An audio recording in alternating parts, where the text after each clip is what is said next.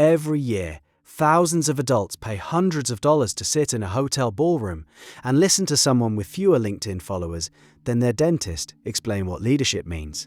And every year, they leave feeling inspired for exactly 48 hours before returning to the same inbox, the same meetings, the same fluorescent lights.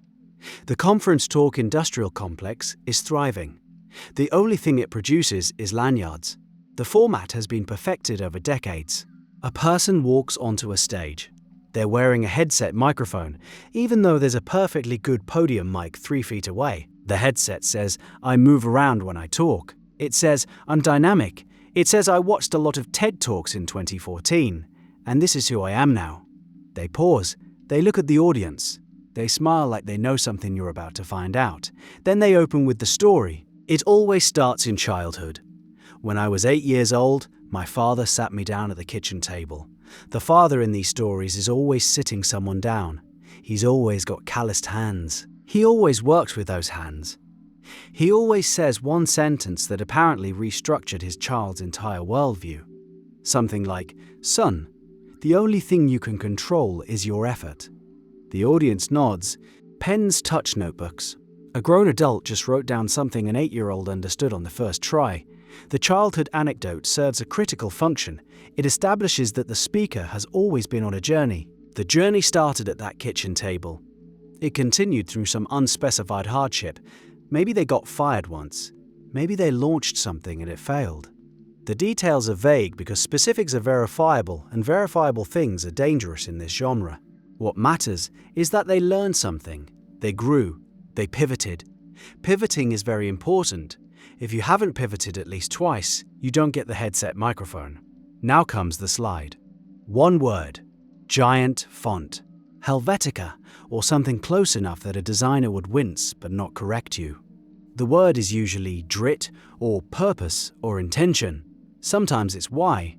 The speaker clicks the remote, the word appears, and they let it sit there for 5 full seconds while the audience stares at it like it contains information. It contains 7 letters at most. The speaker gestures toward it. "This," they say. Long pause. This is what separates the people who succeed from the people who don't. They just pointed at a word projected on a wall and called it a strategy. The next 20 minutes follow a reliable pattern. An anecdote. A pause. A quotation attributed to Marcus Aurelius that Marcus Aurelius almost certainly never said. Another anecdote. A reference to the research, which is never cited and probably came from a blog post summarizing a book summarizing a study from 1987. The speaker says, "lean in" at some point. They say "show up" as though physical presence in a room constitutes an achievement.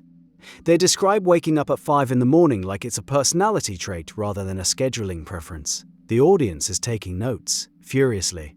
They're writing down sentences like, "be the thermostat, not the thermometer," as though this metaphor will survive contact with their Monday morning. A woman in the 3rd row photographs the Helvetica slide. She will post it on LinkedIn tonight with a caption that begins, "just had my mind blown at," and ends with 17 hashtags, including thought leadership and human first. The post will get 43 likes, mostly from people who weren't there and won't ask what the talk was actually about. Somewhere around the 15-minute mark, the speaker gets vulnerable. This is mandatory. They lower their voice, they grip the headset mic, even though it's already attached to their face. "I'm going to be honest with you," they say, as though everything before this was a warm-up lie. Then they share something personal, a divorce, a breakdown, a moment when they almost quit. The audience goes quiet. This is the part where they feel connected to the person on stage, because shared pain is the only currency that works when your actual credentials are thin. The vulnerability lasts about 90 seconds, then we're back to the framework. Every conference speaker has a framework. It's usually 3 words that start with the same letter. Clarity, courage, commitment, or presence, purpose. Persistence, the alliteration, is doing all the heavy lifting because the concepts themselves are so broad they could mean anything. Try arguing against purpose. You can't. That's the point. The framework is designed to be impossible to disagree with and equally impossible to implement. It's a motivational poster that takes 45 minutes to read aloud. The Q&A section is its own performance art. Someone always raises their hand and asks a question that is actually a 3-minute speech about their own company. The speaker nods patiently, says "great question," and then answers a completely different question they had preloaded. Someone else asks about work-life balance.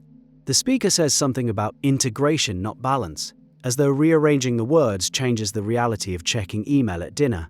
The audience murmurs in agreement. Integration? Of course. Then comes the standing ovation. Someone in the front row stands first. Maybe they know the speaker. Maybe they just have enthusiastic knees. Either way, the rest of the room follows, because sitting during a standing ovation feels like a political statement nobody wants to make in a professional setting. The speaker clasps their hands together. They mouth, "Thank you." They look moved, even though they give this exact talk 11 times a month at different Marriotts. The real performance begins after the networking hour. Everyone floods into a hallway lined with draped tables, bad coffee, and small pastries that exist in a culinary uncanny valley between bread and dessert.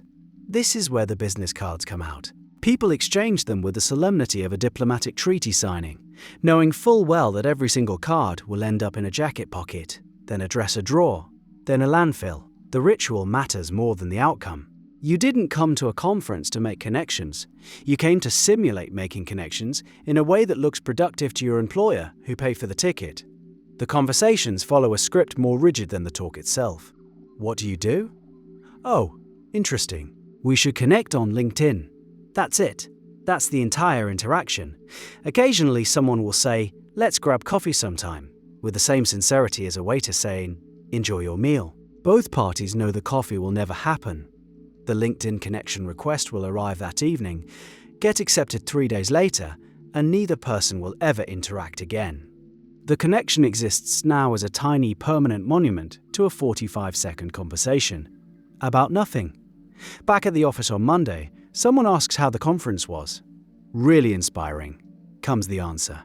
There was this one speaker who talked about grit. They tried to recall the framework. 3 words, same letter. Was it courage?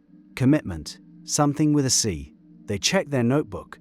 The page says, "Be the thermostat," in handwriting so enthusiastic the pen nearly tore through the paper. Below it, underlined twice, "Show up." Below that, nothing. The rest of the page is blank, because the talk felt important in the room, but left no residue that survived the drive home.